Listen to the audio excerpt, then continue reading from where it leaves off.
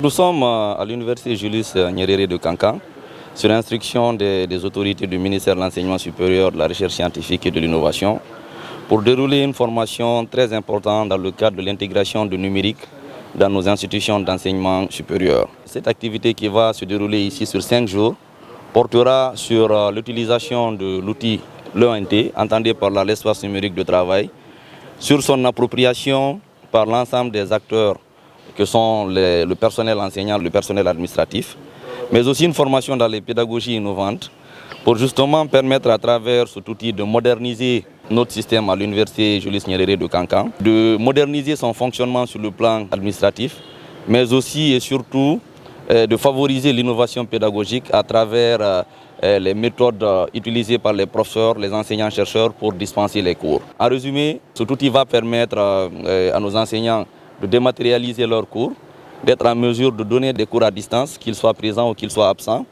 et permettre aussi aux étudiants de se familiariser bien sûr au numérique et d'être bien sûr sur les standards internationaux aujourd'hui et d'être sur le même niveau en termes de numérique avec l'ensemble des étudiants sur le plan international. L'évolution est telle que plus on avance, plus on rentre dans de nouvelles situations. Les situations qui proposent maintenant en fonction de l'évolution de la vie et dans le monde est que tout le monde doit être connecté sur Internet, où tout le monde doit avoir un espace numérique de travail. Donc il faut vraiment qu'il y ait un cadre où les gens peuvent se rencontrer à tout moment, à n'importe quel moment ils peuvent s'échanger des informations. Ce cadre-là ne peut se produire maintenant là que par Internet.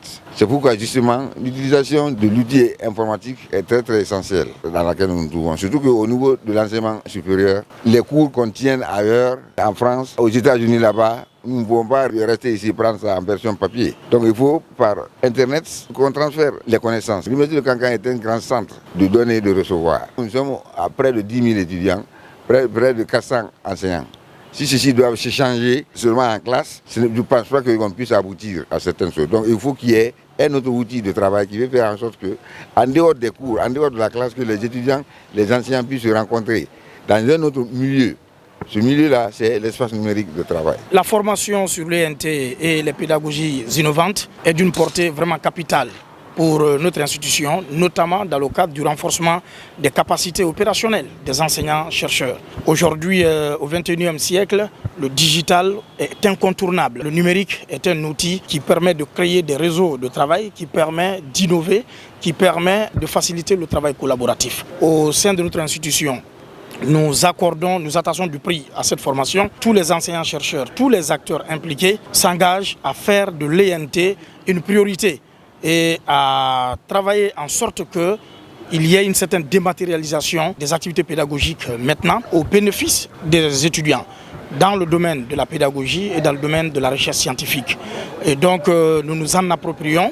Et tous les acquis seront maintenus au niveau institutionnel pour être désormais dans le sillage des institutions de renom et en faisant en sorte que les standards soient respectés. Parce que nous sommes dans un monde de compétitivité et nous avons obligation de résultats. Donc chaque enseignant du supérieur a l'obligation de maîtriser l'outil numérique aujourd'hui, de l'exploiter au bénéfice des étudiants, mais aussi pour faire avancer la recherche scientifique.